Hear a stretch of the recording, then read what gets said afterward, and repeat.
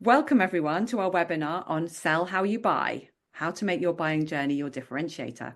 I'm Nicola, co-chapter host of Pavilion London, and delighted to welcome our three panelists to discuss this very important topic, particularly with today's market dynamics. Well, we've seen some key shifts in buying behavior over the last 12 months, including longer sales cycles, bigger buying groups, extended due diligence, and most worrying, increased ghosting and indecision. And according to a recent EBSTA report on 2025 go-to-market benchmarks, 78% of sellers are now missing quota. So as requested, please do introduce yourselves in chat and share your biggest challenges. And I will then hand over to our panelists for a quick introduction. But just to let you know, we're going to be chatting for around 45 minutes. So aiming to have plenty of time for Q&A. So please do pop your questions in chat as we go, and we will try and answer as many of them. So let's go to our panelists for some intros. Rory, let's start with you. Cheers, Nicola, and thanks everyone for giving up your morning or afternoon to join us. I'm Rory, one of the co-founders here at Trumpet. Spent 8 years in the world of sales as an IC, living and breathing all things sales. Ended up in a leadership role, but basically nerding out about sales tech. I was in a very, very competitive space at a company called Hotjar, and that's where I had the light bulb moment to build what is now Trumpet, based on seeing how the buying journey, the buying experience can be a competitive differentiator, which love unfolding with all of you today. So yeah, hand over to Hannah. Hi, everyone. Lovely to be here, and thank you all for your time. I'm Hannah Ajikawa, CEO, founder of Revenue Funnel. Slightly more years than Rory doing the sales thing. It's probably, I think it's my 17th year now in and around the go-to-market sphere. And so I have an obsession with the buyer journey and like to geek out on the different ways that it's been changing over the years. And my focus is on supporting B2B tech and services organizations to create and execute go-to-market plans that drive specific pipelines. So yeah, happy to be contributing to this discussion today. I'll hand it over to Adam.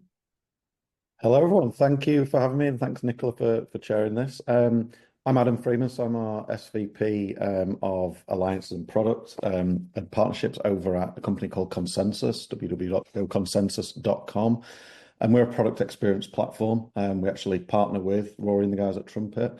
And what we do is, so we're historically known as kind of demo automation, and we kind of, the video and the analytics. And I know there's some people on this call that use us and are loyal customers. I was a customer, so my background is an accountant, and I went into pre-sales. Love the demo, love everything about pre-sales, but I also love changing the way people experience buying and that move towards frictionless buying. And that's what led me to go and work at Consensus. So absolutely delighted to join you all today for this very good chat. Thank you. Well, to start off with, Hannah, obsessed with buying journeys. How have you found those buyer expectations have changed over the last 12 months? And what do you think are the implications for sales and marketing strategies and teams? There's so many things that are happening. And I was just thinking back to this question, and outside of just the fact that expectations have increased, there's a less of tolerance for not knowing your stuff. There's a less tolerance for not understanding the ins and outs of an organization when you're engaging with them because, of course, AI. And something that came up for me actually recently in a buying process that just would have never come up is a prospect explicitly asking me how we integrate AI in our day-to-day. How do we integrate AI and how we're building out go-to-market strategy, and give evidence of how you use it day-to-day in your life. That just would never have come up even like 6-12 months ago. So there's just this, people want to know that they're working with someone who's trustworthy.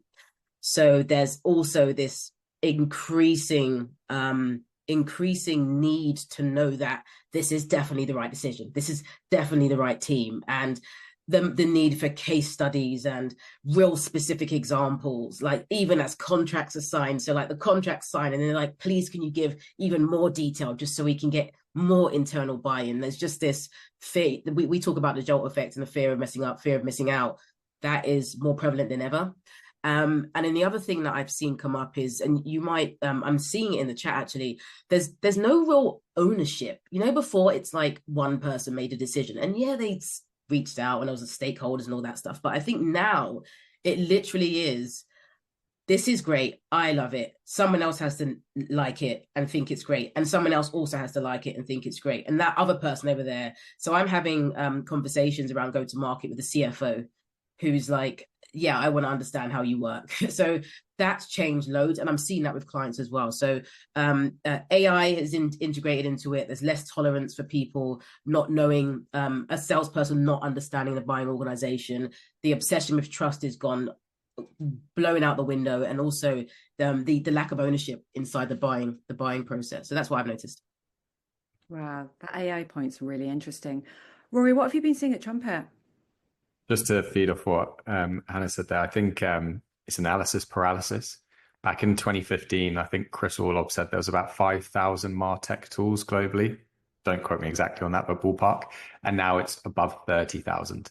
So as imagine being a CMO and having that choice, no wonder the jolt effect exists. Like indecision is on the rise because people are just scared of making decisions. So I think that is one part of it, is overwhelming choice. The other side of it, I think we can all agree that being a consumer right now in the world of tech is an absolute dream. Like the thought of calling for a cab is just like a long distant memory. The beauty of like Uber, for example, is instant. It's there in a minute. Amazon next day delivery. Everything about being a consumer is like now instant, quick, seamless. I do it myself. I don't have to wait or call or do anything manual. B2B buying is still the opposite of that. B2B buying is still stuck in the Stone Age, and it's still fixated around a sales process. And whilst we all appreciate that, B2B buying still has some hoops and hurdles and people to get on board. It's not going to be like a consumer experience. I think we can still take inspiration from that. And I think there's still a gap with that currently. And Adam, as a previous buyer and now a seller, what are your thoughts on this? It can be horrible buying software, right? Because what single CRM system in the world is set up to mimic how a buyer actually wants to buy? And if you asked yourself that, I don't think anyone would really say it is. It's to control the sales cycle. And unfortunately, the way that most of us need to sell to get the data points, to get the accuracy, forecasting, all these kind of things isn't how a buyer buys. They just don't do that. They can often be a lot more simplistic. Have I got a need for this? Can I learn about this? Right now I want to buy it. The problem is a seller is always buying, and so the learn and the need, the ratio of what you need from each of those three stages is so different on both sides of the fence. I'll be brutally honest, if you're selling similar to the way you were when you came out of the pandemic and even during it, you're so far behind the curve. I mean, I've met some sales leaders who are very front-footed, very thinking about the frictionless transaction right the way up to enterprise level, and they're getting results, right? So, when we talk about people missing quota, not everybody is, let's face it. There are a lot of people still hitting quota. The reason so many are not hitting quota is they don't want to move with the times. And I know that's an uncomfortable truth for a lot of people and a lot of sales leaders who've maybe done the job a long time ago, but talk to your sellers. Sales leaders need to talk to their sellers and say what is going on at the coalface. I think to echo kind of what Hannah and Rory have said, it's also certainty of outcome. The thing that I always enjoyed when I was a buyer was if I put my name on the line and sign this contract, and I remember getting asked, are you sure? Right at the last minute by a very senior person, are you sure? And you know what they mean by that. You mean, if you make this wrong decision, it's on you, pal. Like, you take this on the chin. And every buyer goes through that. And I think a rep carries that weight like a boulder of their quota on their back. And as soon as they make a sale, they just give that boulder to the buyer. And then off they go, t-shirt over the head, popping champagne, deciding what Rolex they're going to buy. But that buyer's now got to prove ROI. And I think if there's no certainty of outcome, passing that boulder, that becomes a big weight. And there's very few people prepared to take that in the modern climate. So much fear of messing up. And Adam, just staying with you, in your experience, what do you think is the biggest disconnect between how customers are buying and companies are selling? I think so few sellers have been buyers, if we're honest. I think if there was ever one gift I could ever give a salesperson, it would be to experience buying software, right? Because it's tough. The increase in amount of stakeholders. I mean, we harvest stakeholder details. We share video, and we find people who have an opinion on the deal. There isn't a single piece of content we put into a company that doesn't find people. The amount of stakeholders and the amount of multi-threading needed on a deal has never been higher. The amount of people with an opinion. And it's very hard for a seller to talk to different functions now. You've got finance, you've got HR, even in many cases getting involved where they wouldn't previously. you've got things like customer experience departments getting involved that wouldn't have previously. So it's not just the functional leader anymore, it's the business leaders around them that all have an opinion, and they don't always line up, right? So I think that's the biggest disconnect for me right now. Hannah, are you seeing the same? Absolutely. I think an extension of that is what I see, and I've just worked with a lot of go-to-market teams, right? So I'm quite intimately connected to the calls they're making, listening and giving reviews. And what the biggest disconnect I find is particularly today, buyers need us to sell the strategy, not the solution, right? So when I talk about selling the strategy, everything that the team just mentioned just now around the stakeholders involved, all the complexities around it, the boulder that they have to carry. Remember, anytime you put a solution into a business, you're selling change, and that change has upstream implications, things that are going straight up to the board, and downstream implications, things that change how they operate day to day, that could impact how they drive value to their customers and to their wider organization. And we don't really train and support reps to the best of our ability. I've looked at a lot of enablement programs. None of this exists, but where we're actually helping to shape the whole strategy, because what that means is we're having different kind of conversations with buyers, right? So we are inherently establishing trust because we're talking about things that go just outside of our immediate solutions. We're also being considerate and empathetic to the things that are going to have to change inside their business too. So I always say the biggest disconnect is we just treat it as this moment in time where a solution needs to be sold to do this thing. But it's not a moment in time. It's a whole process, and it's a whole strategy, which, as we know, is a plan. There's things that need to happen in order for that change to even be realized. So I think that's the biggest disconnect. And that's why we see when buyers don't see us asking those kind of questions, they kind of keep us out. They're like, they just give you enough to give so you can provide maybe like some pricing or like some technical details. But that deep rooted stuff, they're like, you're not ready for this kind of conversation. We'll figure it out on our own. So that's where I see the biggest disconnect. Really interesting. Rory, are you seeing something similar? Yeah, for sure. I think we all missed the heydays of software flying off the shelf, kind of 2022 and around that time. I think the time of point solutions has arguably changed and people feel burnt. So, they're coming into conversations being a little bit more diligent. But at the same time, 95% of the buying journey is spent without your rep. 95%. Like pretty much all of it. So, and they come to that conversation having done like near 80% of their research. So I think there's a very big disconnect between how sales teams are trained and like this awareness of when someone books a discovery call, they know who you are, they know what you do, they've looked at your competitors, they're there to help understand, like, is this a fit? And I really and truly believe that sales increasingly is becoming more like project management. I'm sure for all of us, we know that has been the case for many years for great sellers and especially enterprise solutions. But I think that project management mindset is even moving down to mid-market and even SMB transactional deals. It's just less stakeholders, but people are just trying to connect the dots rather than, can you answer my MEDDIC question so I can then do a proper deal review with my manager later? Like, as Adam said, this disconnect between how we sell and how a buyer buys is still very prevalent, which is pretty surprising. So Rory, given that this is much more project management based now, it's really critical you understand your customer's buying process. What are the key elements to really getting to the heart of it? I think transparency. I think that's how, one, you build trust. I think when a buyer arrives on the call, if you're transparent about what's involved, what's happening next, who needs to be involved on their side, who needs to be involved on your side. I think this is why we're seeing the rise of mutual action plans, joint success plans. There's a million different names for them. And I think historically that, it's just another to-do list in a Google spreadsheet, which it doesn't need to be. But I think like our job as a sales or even a CS team is to alleviate the pressure on the buyer and to help do as much of the heavy lifting for them as possible. And I think something like that gives that visibility, creates that trust as well. But it can start to help the seller unpick what does the buying journey look like for them on their side by saying, like, this is how we usually guide buyers and help them on this journey. Are we missing anything? What does this look like for you internally? It shows that you're thoughtful and you're going beyond the pitch. So it's a very, very easy change, but everyone sees it as like a big shift in how sellers sell. Right. So really asking the right questions.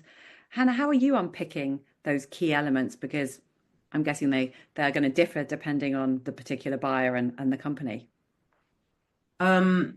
So are we thinking specifically around just the buying process and then exactly how that's shifting? Well, when it comes to what we're doing, I always say that the simplest way to think about it is to think, what are the decisions that the buyer needs to make at every single stage of solving for this particular desired outcome? So I say try to separate it from your solution, because sometimes they're not solution ready yet. Your solution might have opened their eyes and created more awareness of a problem, because they're like, oh, I didn't, you're talking about it, that makes sense. But it's like, oh, actually, how else could we solve for this? So I always say, think about all of the decisions and the questions that come up in their mind around how they go about solving it. And then we work to support them, just like Rory said, right? Our job is to alleviate that process, to help educate them on that journey as to, this is what happens. You know, that moment that you thought, this might be a problem. Hey, go back to your team and ask these 3 questions, because this is going to help them to figure out if it's important. Then they come back, and then we keep educating and supporting them. But I always say that, like, one of the biggest issues is that we optimize our entire business, where to some degree it makes sense, but only to focus on people who are in market and ready to buy right now, which means we lose out on that opportunity to create big influence very early on. So I always say, we might be 95% out of that buying journey, but we could probably change that and make sure that we come in at about 50% if we get it right. But again, we don't build the structures and the processes to do that very often. Right. Too focused on that 5%. Mm-hmm. Adam, I know you've talked a bit about buyer coach before. Can you tell us a little bit about that?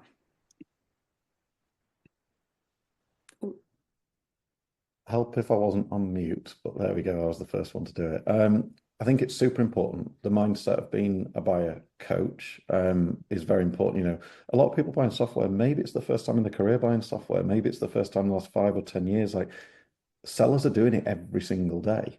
And we do discovery because we want to understand their world. But what you also need to do is the buyer needs to understand the seller's world. And some of the best sellers I've seen is say, hey, this is what I've got to do as a seller. It's a profession, you know, it's not something I turn up and do, but this is kind of what I'm working to. So let's just have an agreement. If you don't want to buy, I don't want to be selling, right? So let's just close the laptop and walk away and be friends. But I think there's an increase in, you mentioned how many people are not hitting quota.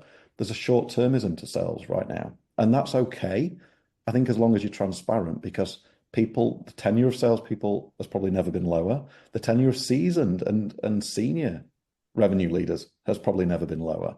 And the expectations of outcome and productivity have never been higher. Yet our buyers only spend 17% of all their time in a buying cycle with all vendors, which means 83% of their time is spent internally selling to their company. Now, that person who's doing that selling 83% of the time is ineffective at that. They don't know how to sell often, unless you are selling to salespeople, very lucky, but they don't know how to sell your solution. They can't do your elevator pitch. So if you're not coaching them to do that, how are they showing up for you in the 83% when they're representing all those vendors, right? And I know we go back to the old adage of you buy from people you like, and I do believe that's still true. You will justify buying from someone that you like when there's a lot of parity between a lot of the products in the marketplace. But I think just helping your buyer and coaching them and being that, that Sherpa up the mountain. I wouldn't go up Everest without a Sherpa. They've been there, they've done it, they know how to get there, right? I'm not doing that on my own. So why would I buy software in that way? And just having them that mentality of, I'm here to serve you, but I'm also trying to get something myself, and that's okay. We can be transparent about that. It's super important. Yeah, that's such a good point, because so often that buyer is the internal seller, and we forget about that, and they don't have any of the sales skills that the sellers do. So it's, how could you enable them to do that? Yeah. Sure. Hannah, you've mentioned trust and transparency a couple of times. What role does that play in today's buying journey, and how do you build that effectively? I'd say almost everything.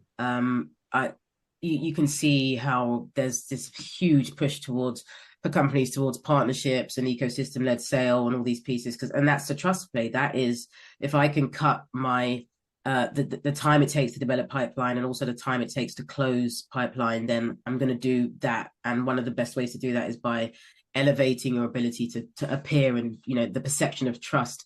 And even so, people, even with referrals, companies are still like, yeah, but are you sure she's good? Are you sure he's good? Like, I think people even struggling with these, but I think the trust is everything right now. I gave a couple of examples right earlier on where it's like, even though a customer began work with us, they were still asking, hey, can we just have extra detail? Because we just want you to now have extended trust with everybody else, because if they don't trust you and we trust you, this is going to fall flat. So I think it's really important that we are intentional about how we build trust, rather than just being like, yeah, you know, just like, I'm a good guy, or I'm a good girl. We really have to think about how do we apply more structure around it. I love the work of, I'm sure a few of you have already read the book Trusted Advisor, but I also love the concept from Steve Covey Jr. talking about the speed of trust. And the example he talks about in that book is just, it's so spot on that we can all relate to, just how slow things became because of a lack of trust after 9/11, like going to the airports, like all the things that you now, like all of the downstream impact, right, of just the lack of trust and all the checks and all the things that have to happen. It's only now, like 2024 last year, where we started to see that start to get removed. So that when there's no trust, things are slower. So that means it's slower inside the sales process. It's slower inside the buying journey. They're asking so many questions because they don't understand you. So I always say, make sure that you're really thinking through that. So how are you showing up? What's your intentions and motivations? And how can that be validated without you saying it? So if Rory says Hannah's great, it's much more powerful than me saying I'm great. And then also show around competence, right? So people think, we've got all these case studies, but really when people are interacting with your selling organization, they need to know that you have produced the results, but also what are your capabilities of delivering as well. So like, what does that whole process look like, rather than just the shiny object? One thing that I think has come up a lot now, so we talk about the trust equation, just so I get it right, I'll just actually check my note.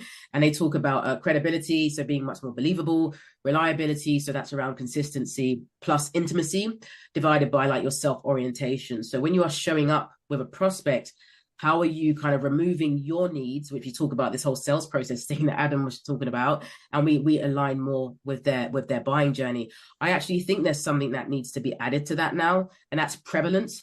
So even though this is coming up, where are you? How visible are you? What, like, if this is the first time, like trumpet, if this is the first time that they ever heard of trumpet, it's a bit like, I mean, the solution looks good, but I've never heard of you guys. I've never seen an event, a webinar, a post. Like, who are you? So I think prevalence is coming up now because of AI. So it's not just that one-time visibility. You need to be places. You need to show up, your team, your leadership team, your brand. So I think the trust thing is so big right now. And if you're not proactively trying to create trust, you literally are going to be beaten by people that aren't even that good. That's my opinion. So Hannah, is it a trust square now? It's a trust square, and there's like diamonds on it and rainbows shooting out and all these things happening. But yeah, I think it's a big deal. So go do trust. And I think it's a really important point about that prevalence. And it comes back to what you were saying about, you can't just focus on that 5% in market. You need to be starting to build that trust with those that may be in market in the next 6, 12, 18 months. And then that will, of course, speed up the sales cycle. I think everybody here, without a doubt, has definitely had it. I'm guessing a lot of us are over 20 or so, right? But you've definitely had someone that's come back to you and said, I've just been looking at your content for the last 6 months, or, oh, I noticed I went to one of your events like last year or something. It's everyone's watching, they're making notes. I've got a whole, spreadsheet of just companies that are interesting, people that are interesting. I've got a little note, like, why are they interesting? Like, people are doing these things. We've got our Apple Notes, whatever it is, we're making notes. If we're doing it, our prospects are. So like, how can we make sure that we keep building on that?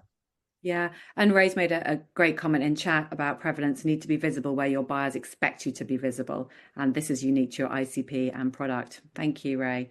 And Catherine's prevalence and trust and credibility, all about brand.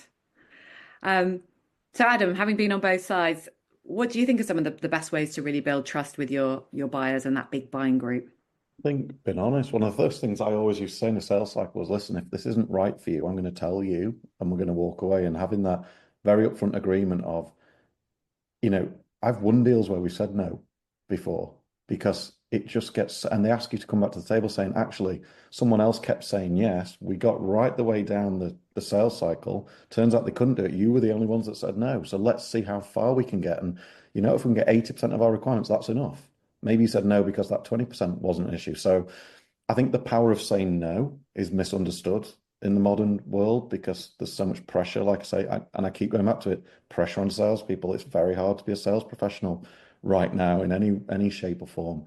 But I think trust also comes from, I think in the modern world, when we're doing so many meetings remote, you've got an ability that so many people are working from home, they take you into their house, right? And I've always said this for a little while. When you do that meeting, you're going into someone's house and there's photos on the wall, or there's little bits about them. And I think so many people forget to have that purposeful chat at the start, just getting to know them, 2 or 3 things about them that matter. What's going on in their world? What's important to them? And I used to call it their currency, right? What's their currency? What are they trading in? Because if I see pictures of kids and things in the background, I'm going to talk to that buyer about how I can save them time. Because, are you always there when you need to be at night time? Are you there to do bedtimes? Are you working more and more and more and missing that?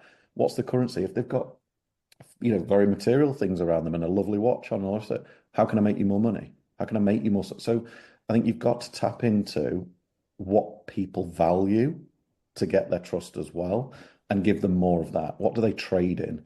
And I think currency and finding that currency and then showing them certainty of how you're going to deliver on that, that's how you're going to get trust.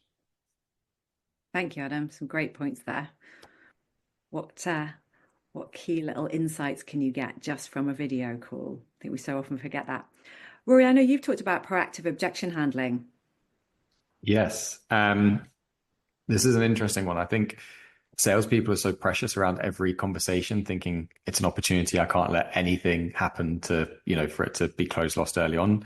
They don't qualify it out early on enough either. But one thing that we've seen work really well in our team, and I'd encourage everyone to start, inviting your reps to do, is proactive objection handling. So basically saying, like, on this call, things that we usually get asked that you haven't asked yet, and I want to put it out there because you might be thinking it is X or Y. So in the world of trumpet and digital sales rooms, we often get asked, like, will our buyers actually want to interact with this kind of digital space? So if they haven't asked it, we bring it up. The other thing that we do is competition. If they don't mention competitors, we say, you're probably going to be looking at this company and this company. And we'd recommend you to do so, because even if you love trumpet after seeing it today, you're going to go 3 or 4 conversations down the line, 2 or 3 months time, and your CRO or someone is going to ask, who else have you looked at? And we want to help basically predict that. We've done this multiple times. And I think people instantly feel like you're trying to help them when you're, bring up the awkward conversations, inviting the elephants into the room. And I'd say at the same time, like those small things, like Adam mentioned, like understanding who you're speaking to, looking at their environment, how can you personalize the talk track to them? But the biggest thing that I still don't think enough salespeople do, and sometimes even in CS, is the level of account research. So speaking about their team, like, hey, on that next call, I think that your CRO, Tom, and your product marketing manager, Sarah, would really benefit from joining the conversation. Rather than asking, who do you think should be on the next call? Making that recommendation. These are people that we typically see. Name dropping. It shows you've done your research. It shows that you've just gone that little bit of an extra mile. And it is honestly those small things that make someone think, oh yeah, this person's done their homework. They care. They've gone the extra mile compared to the other vendors who just treated it like a copy paste process. It really doesn't take much. The bar is low. I think, people are just very, very appreciative of going the extra mile, being open, being transparent. That's how you build trust. Yeah, lots of agreement in chat there, Rory. Plus 1,000 to bringing up competitors, and name dropping being super powerful. And Cedric's just mentioned that, one thing he's noticed is that sales reps don't take into account how much political capital the prospect's going to need to push your solution. There was an interesting point from Amir earlier on about, is MEDDIC actually a little bit outdated? So, one of the biggest challenges in creating a differentiating buying journey is, how does that work with your popular sales methodology like MEDDIC? Hannah, I'm really keen to get your opinion on this. You don't want my opinion on this, Nicola. Of course I do. I'm going to try to share the strong side of it. So I think one of the challenges we have is, so firstly, every sales methodology works. Everything works. There are people running billion-dollar businesses, banting the hell out of people. It really is just what makes sense for your organization. But I think one of the things that we get a bit confused about is when we're trying to use a tool like MEDDIC to do something it's not meant to do, right? So MEDDIC is a deal qualification methodology. So is BANT. So is some of those other tools. They they help to qualify the strength and help us understand, how likely is this to close.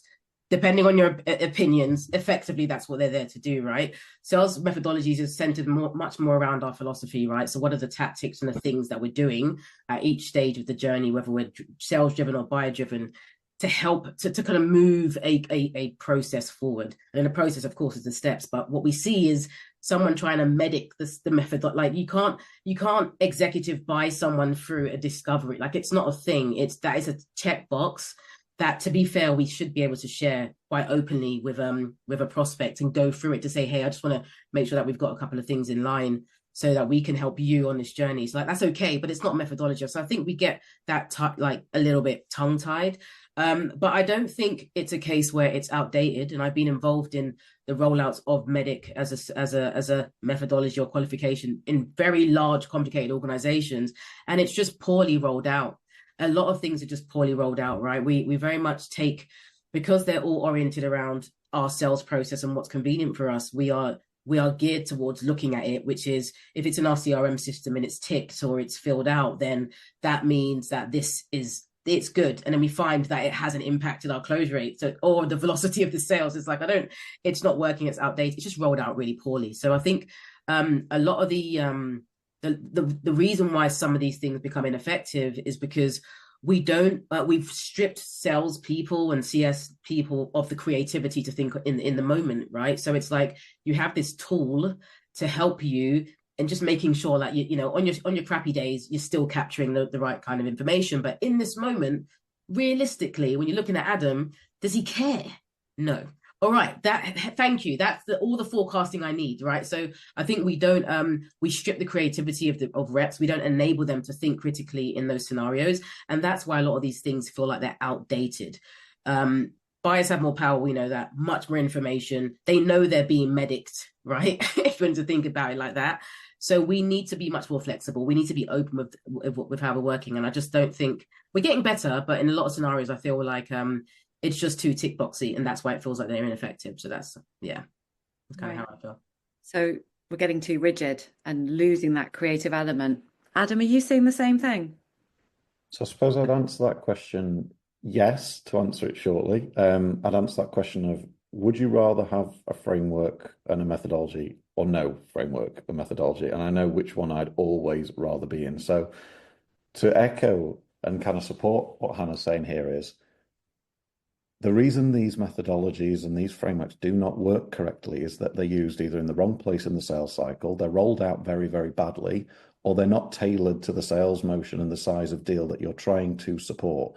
And people will do the same kind of framework and methodology across every deal type, every deal shape, every process they've got, every type of seller, every geography. It's just broad brush go. And at that point, the buyer feels like they're answering the same questions from every seller and there's no individuality. I think what we have to do in 2025 is take those methodologies and tailor them. And I think that's the key here, that 85, 90% of all of those is still very, very valid. But why not tailor it? Why not invest the time, roll it out properly, reimagine it, and just fine tune it for what you're really trying to achieve right now in the moment? And that's a halfway house between reps that haven't got the experience, because remember, there's so many onboarding reps. Onboarding is one of the biggest challenges in sales right now that nobody's talking about. Ramp time is horrific. It's a huge, huge problem. And why is that? Because so many people are moving. And so a framework's great and a methodology because it gives structure, it gives outcome, it gives faster ramp time. What it doesn't do is give outcomes, because the rep has to apply that. And that's where the individuality comes in. But you have to kind of earn the experience and the credibility with your customer, with your industry, with even your sales peers, right, to do that. And so how can we create that at scale is probably a question that's not been asked and not been answered, actually. Is there almost like a 10% where you do tailor this, and where do you allow the seller to go off-piste, and where do you keep on the rigid lines? Because there's a rigor as you scale. Anyone who's scaled a company will know that, creativity and entrepreneurial spirit is hard to scale. And the best sellers can do it, but not every seller can. And that's why 78%, I think it was 78%, Nicola, are missing their number right now. Yeah. A bit of a debate going on in chat. We've got Spiced, which I think is the winning by design one, or MEDDIC or MEDDPIC. But I think that's a really good point about it's not just off the shelf. You've got to adapt it to your needs. Rory, what are your thoughts? I think most companies, people haven't taken time to actually think, what does our buying process look like? They're so fixated on the sales process and what are our stages in pipeline and what does our latest deck look like? And a new slide is going to solve all problems. Secret shopper is a great way to do this. Like, get someone to come, like exec need to find someone in their network to come and buy software and just give honest feedback about the start to end process. And yes, sorry, the rep won't get that a deal over the line or whatever it might be, but and also just going and buying other people's software. Adam said this at the start, but I think it's also on the exec team who are often involved in deals or other people. Like, when another department's bought a new piece of software, come to sales and share like what they experienced, where they felt friction, where they felt like, I'm not really enjoying this process, because there might be similarities in your own department. People think that like changing the way that they sell or thinking about the buying journey, it's a big project. You know, it's transformational. We have to change everything. It's often the small things that can make the biggest impact. And I think a really simple way to think about that is, if you look at the Apple Store, if any of us go into a retail store and someone comes straight up to you and they say, can I help you? What would you like? You're like, please leave me alone. I've just walked in the store. When you go into the Apple Store, everything is laid out beautifully, and you go and try an iPhone and they say, event, not straight away. After a few minutes, someone comes over and they say something like, hey, notice you're looking at the iPhone 16. Did you know the camera could do X? Completely different experience, but so simple. And again, if you think of the sales process in B2B, reps just being aware, like they've come to the call knowing who you are and what you do. Do you need to start with a pitch? No. And invite them to that and say, like, we speak to lots of different people all the time with different levels of knowledge. How deep do you want me to go? Or do you want to keep this top level? I'm sure you've got some questions to answer. Like, I got sold to the other day, and they realized that we were pretty nerdy in the world of sales tech. The rep literally joined the call and said, Rory, I imagine you're incredibly busy. I can see that you love sales tech. I guess you know what we do and who we are and everything like that. Do you just want to find out the price? My boss is going to kill me for saying this, but I can give you a ballpark figure. And I was like, no one's ever done that. And it just instantly made me feel like he gets it. He just, you know, we're very early stage. I know that experience doesn't speak for everyone. And some of you would be thinking, I hope my reps never, ever do that. But again, it's sometimes just like the simple things, being transparent can have a pretty big impact. And shows that they've really done their research. But it sounds like everyone needs to go shopping, but shopping on their own solution and see what it's like to buy. But talking about these small things, I think Ray made a really good point. He said, I've seen simple things like having a strong alignment with the principle of doing what I say I'm going to do, having a big influence over buyer trust. So turning up on time, preparing for a call, sending the summary immediately, following up when you say you're going to. I think that's super important. You know, everyone here knows the classic buying journey metrics. I'm just wondering, are there some softer metrics we should be looking at outside of the, you know, sales cycle, SQL, MQL, ops piece? Hannah, thoughts on that? Listen, I know. We all read the Challenger book about 15 years ago and was like, I'm the Challenger. It makes sense to me. But now we're really focused on relationships. There's just a massive shift, which is very interesting. But when it comes to like softer metrics, I really love. It's a story that was shared by the VP at Twitter a little while ago. But what he was saying is they when it came to advertising, which is of course is a big part of their revenue. I can't call it X. I'm sorry. It's Twitter. So when it came to advertising, they just knew they couldn't compete with Facebook. They just couldn't. It was ridiculous. The sales reps would go in and be like, we've got this data. And they're like, yeah, but Meta is like a gazillion people and users all the time. So they were looking at softer things to see like, what is it? How do we engage people when we are engage people in the buyer journey, and how can we measure that and try to operationalize it? So they did this thing where they had like a happy metric. What it meant is in the first 10 minutes, they wanted to see if they could make a customer laugh or a prospect laugh. And what they did is they realized that increased their chances of closing a deal. So they actually put it in practice. So what would happen is they start meetings with tweets, like what's the funny tweet from the week, or, you know, trending tweets, to just relax everyone, develop the relationship, and then start the process of buying. So I think, like, how do we adapt and try and shift our focus in that way in what we're doing? We now have AI that can help us listen really intently into conversations, pick up the sentiment and the nuances of conversations.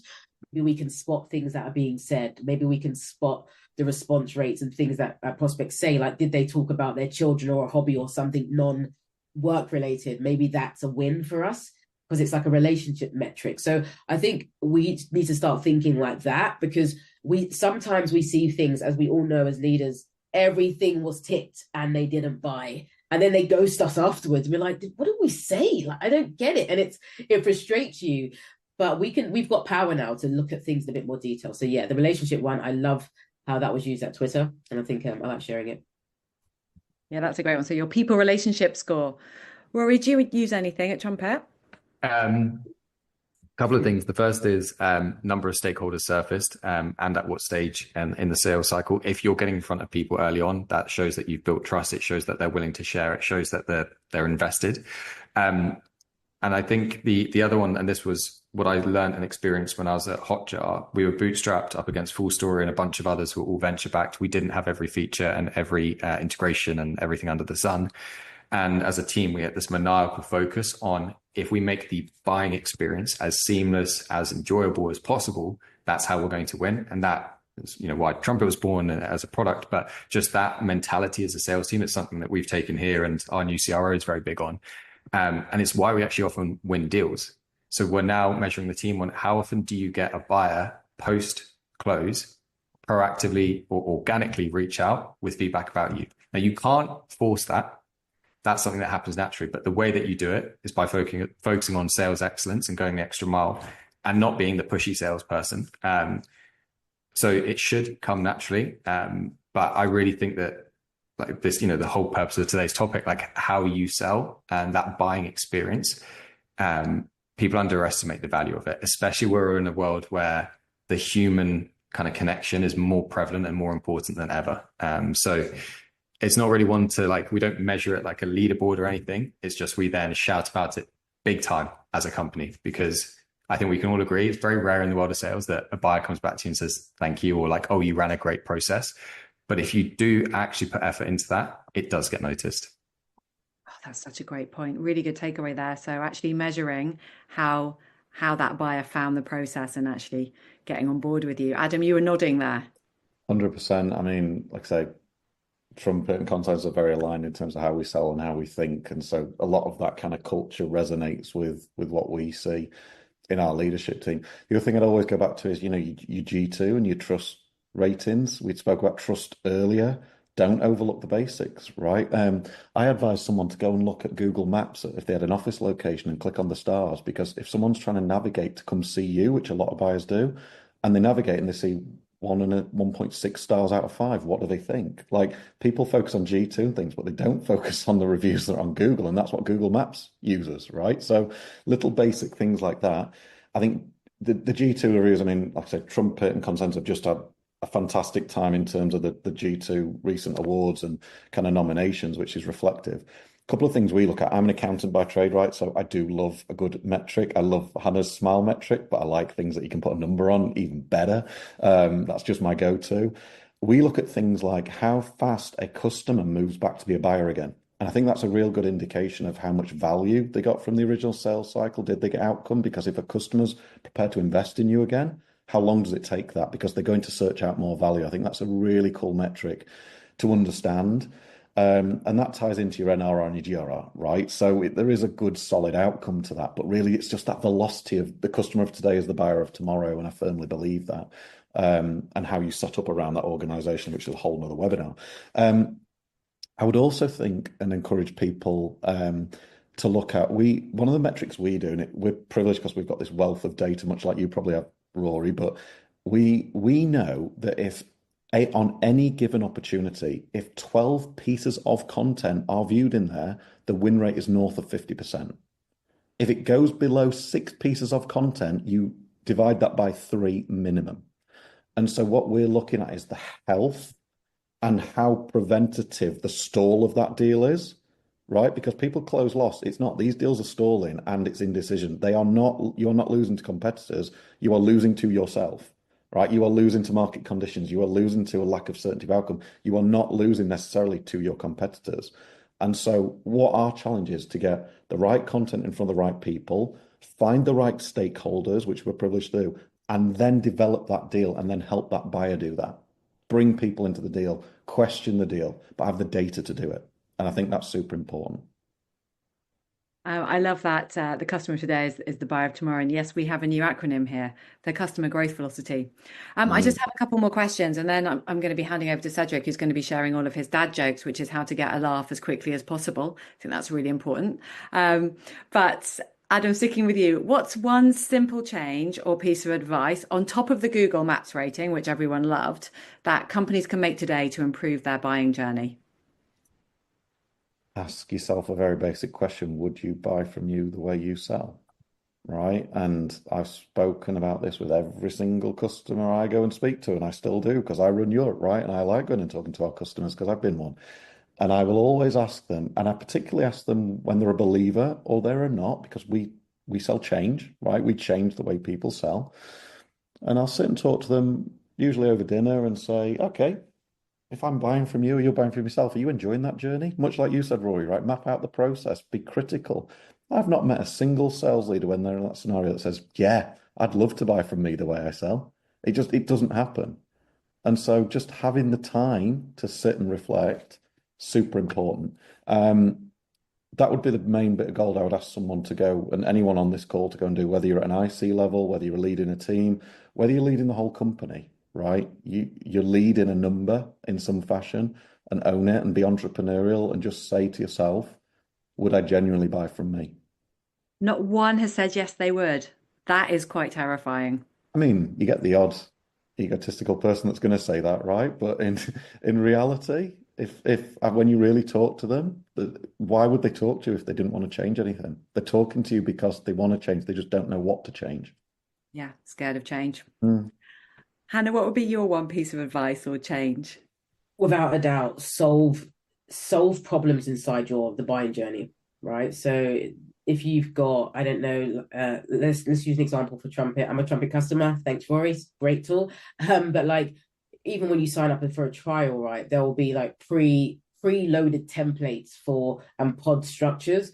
So you've already solved an immediate problem for me, so I can actually go now and use it. So find something inside that buying journey where you can solve a problem for a customer just as they're engaging with you. So if they don't even work with you, I always say leave them with a feeling of increase. And you do that by, even if they do not buy from you, they don't transact, they still have got value. So what does that mean? They've built trust with you, you've built trust with them, and they've got a win, whether they work with you or not. And that's something that they will not forget. So I'm going to say, solve inside the buying journey, solve inside the sales process, makes a big difference. Great one. Thanks, Hannah. And Rory? I'm going to briefly double up on my answer. So piggybacking off what Adam said, speaking to a recent customer and just asking them, where did it take too long? What could we have done better? No one ever and like asking CS to uncover that is a pretty easy first step. Just where is there friction? What took too long? And then the second side is thinking about the 95% where the buyer is making decisions without your team and everything like that. We all rely on tools like Gong and every other brilliant conversational intelligence tool, but they're only surfacing insights on that 5% of the journey. So if you think, how can I enable my champions so when I'm not in the room, whether it is consensus, whether it is a digital sales room, whether it is tracked content, like if you can get insights that match the synchronous journey with the asynchronous journey, you're then able to equip your champion or your stakeholders with the right information at the right time. But right now, it's just a black hole. You don't have that visibility.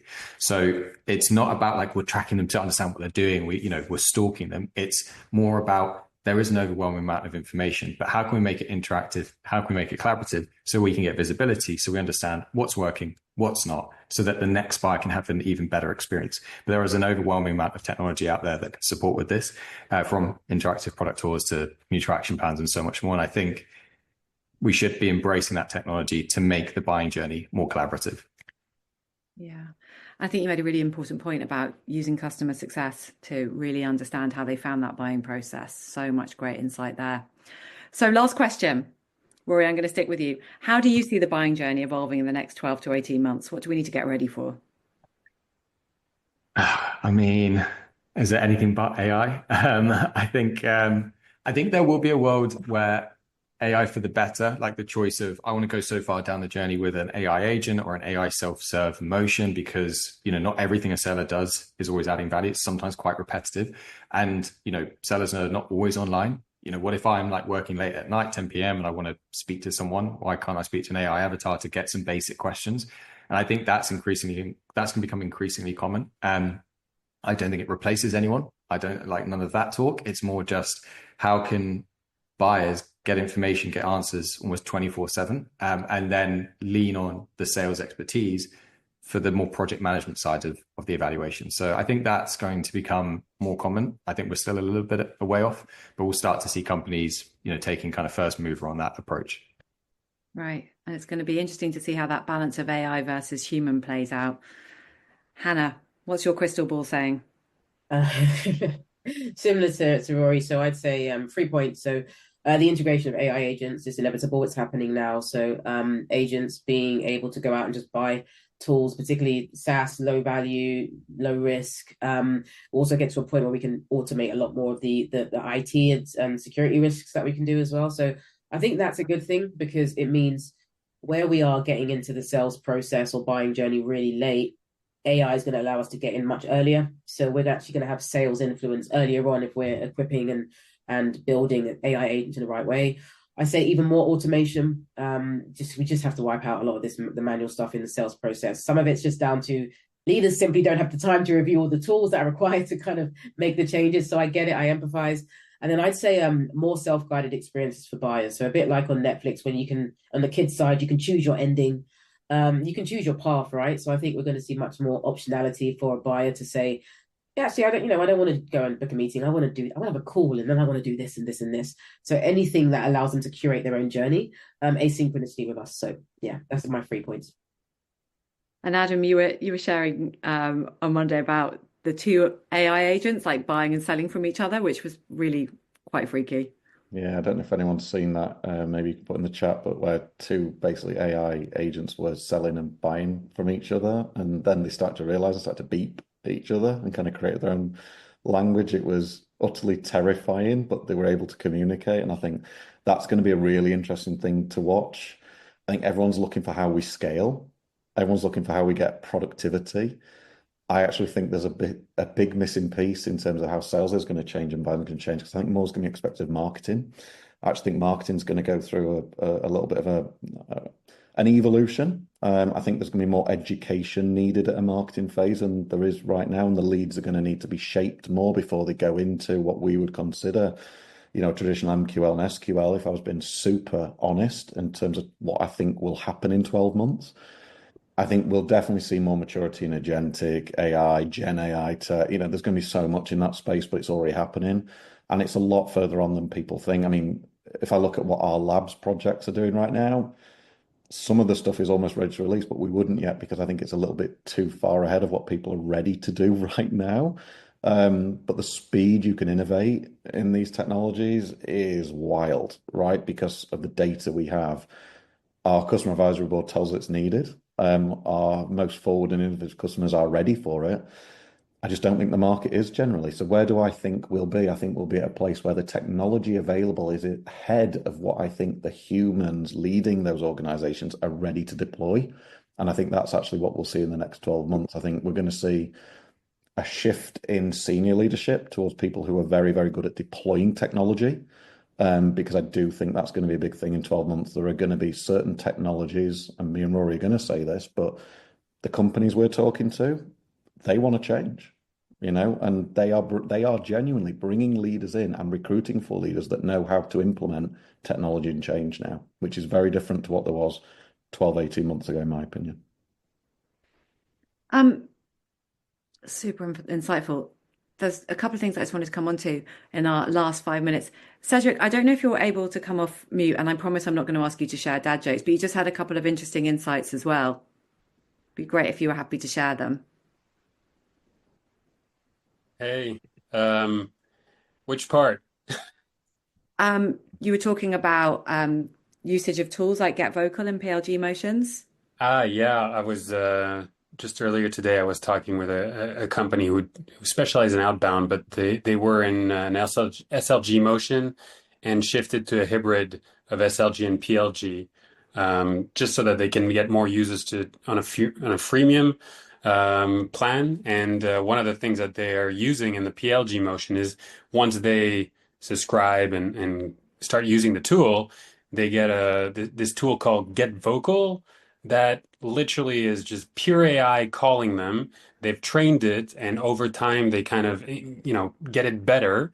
And it's literally an AI just talking with the user to see if they need anything, if there's something that they need to, I mean, we're getting into the full AI spectrum. And then on the polar opposite, there are tools now that give you that possibility that just have some pop-up window on the lower corner, and you see an AE just starting to wave like this, and do you want to talk to me type of instantly, and then the AE on the other end, if you just click on that button, just pops up, and yeah, there you go. You can talk to an AE. Just we're getting back to what Rory was saying about we want instantaneous. So you're bringing the B2C to B2B, with that direct, immediate, I want it now kind of perspective. So yeah, I think there's going to be a lot of those polar opposites that evolve in the market in the next, it's already happening. So I don't know if it's everything's so fast now. So. And Cedric, you were talking about the whole human to human piece and getting prospects to move to a more personal channel. Tell us a little bit about that. But that's not new. I've been doing that for, even pre-COVID. It is just, I'm always a sucker to getting a different way of communicating with my prospect. I think that's part of the game when you're in sales, is to try and differentiate yourself to your competition. And if you can get a different angle and a direct line of communication, it's a lot of the people I tell them to do this, they're like, oh, yeah, but then you're getting way too personal, or they might see it as a infringement on their privacy. Yeah, but yes and no, because you have to see it from their angle as well, that they have access to you at any time because it's probably your personal WhatsApp. And if they do have a question, well, they can just send it to you, and then they have access more info than what they could get with their competitors. So I think it's a huge advantage. Yeah, and it comes back to the on demand. I want you to be there when I need you. Just very quickly, Hannah, you talked about the go-to-market lead. Is this a role that you see starting to appear now? Yeah, so a lot of the work we do is we do full go-to-market visibility, right? So think about like RevOps, but the non-techy part, we do that too, but like the strategic part. So looking at the full go-to-market engine, everyone's arguing, right? Go type Chris Walker and see the arguments around attribution. Everyone's talking about we don't know where it's coming from. You literally have teams that are jumping into CRM systems, flipping the lead source because we want to get recognized that it was a sales. Like, it's nonsense. Right now, particularly as we start to apply AI more and more inside our go-to-market engines, it's going to be even harder to figure out like what is where did this start and where did it end? People like, is it last touch? Is it first touch? So I know companies right now in the SaaS space that are building go-to-market lead scoring, right? Which is we look at the contribution of different parts of the organization to create that lead, and then we try our best to operationalize that and recreate that again, right? So we know that sales kind of did this, SDRs kind of did this, marketing had that campaign, and maybe product even did this thing. That is the go-to-market lead. So that's the shift that I've seen CMOs making, a few that are in our ecosystem, from MQLs, because it's just like, well, we're not sure about that. Yeah, I really like that, and also bringing that alignment together. Yeah. Well, we are bang on 2:00. Thank you so much, Hannah, Adam, and Rory. That was super insightful. I have lots of notes. We will be sharing the recording and some useful links as well from the panelists too. So massive thank you, and to everyone for giving up their lunch break. Thanks, Thank you, everyone. Thank you, everyone. Bye. Thanks.